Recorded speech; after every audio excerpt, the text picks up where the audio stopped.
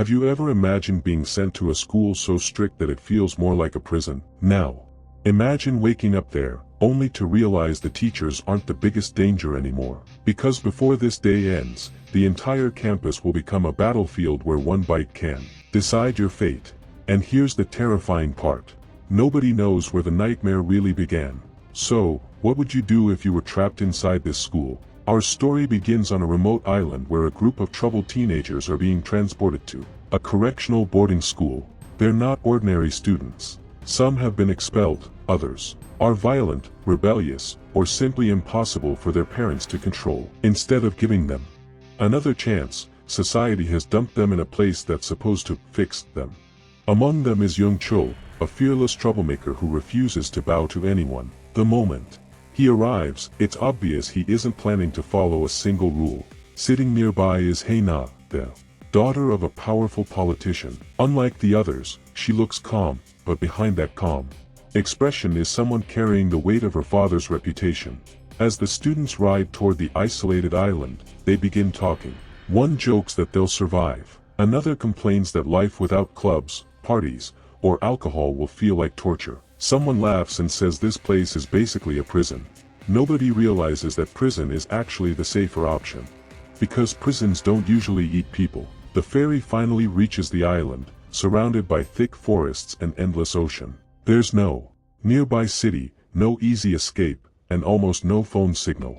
Once you're here, you're completely cut off from the outside world. The school's massive gates slowly open. Instead of feeling welcomed, every student feels watched. Even the teachers seem less like educators and more like prison guards. The principal greets the newcomers with a fake smile. He proudly claims this school transforms bad children into responsible adults. But Jung Chul isn't impressed. He immediately insults the principal, openly saying that people like him only care about money and power. The entire courtyard falls silent. Every student expects punishment. Instead, the principal simply smiles. It's the kind of smile that makes your skin crawl. He calmly warns everyone that this school follows one rule above all else: absolute obedience. Anyone causing trouble will disappear from the campus immediately. That threat hangs heavily in the air. Would you challenge someone like him, or stay quiet? As orientation continues, the vice principal steps forward. Unlike the principal's fake politeness, this man doesn't even pretend to be kind. He barks orders like a military commander. Phones are confiscated. Computers are forbidden. Lights out at exactly 9. Wake up before sunrise. Study. Exercise. Repeat. Every second of every day is controlled. One student whispers, "This isn't school. It's a prison camp."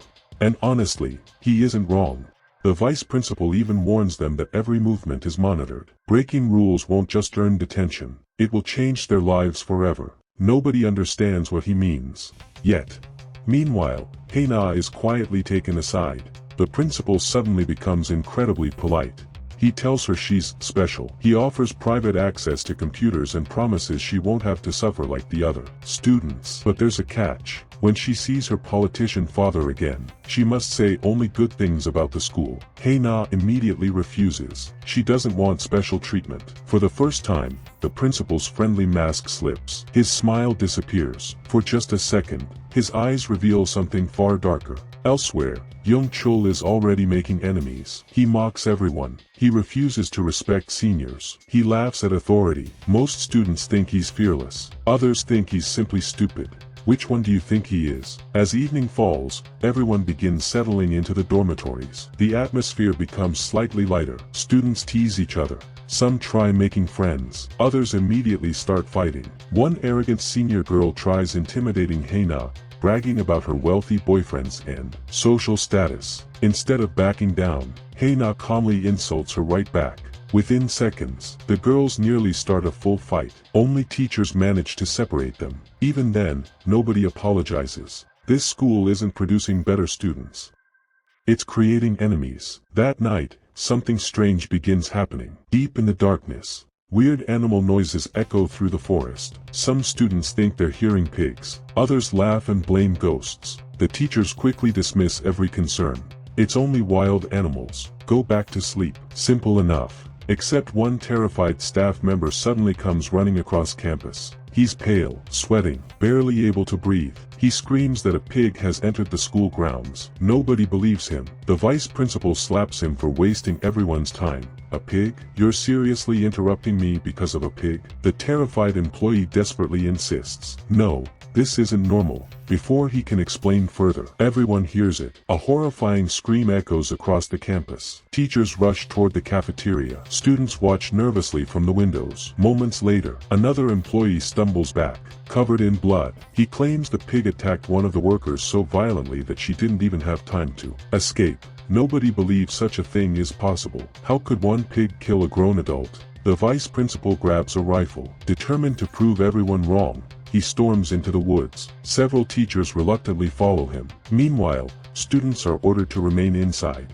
Windows locked, doors secured, no one allowed outside. Of course, Jung Chul ignores every single order. Curious, he sneaks toward the windows to watch. The forest is unusually quiet, almost too quiet. Then, branches begin moving. Something enormous rushes between the trees. The vice principal raises his rifle. He fires. The gunshot echoes across the island. Birds explode into the sky. Silence follows. Then, a horrifying squeal shakes the entire forest. Not the sound of an ordinary pig. Something far worse. Something angry. Something unnatural. The teachers freeze. None of them can actually see what they're hunting anymore. Only thick shadows moving through the trees. Suddenly, one of the teachers screams. Everyone turns, but he's already disappeared, dragged into the darkness before anyone can even react. The forest becomes silent once again. No footsteps, no screams, nothing, just the sound of heavy breathing, coming from somewhere they can't see. And at that exact moment, none of them realize they've already crossed the point of no return, because the creature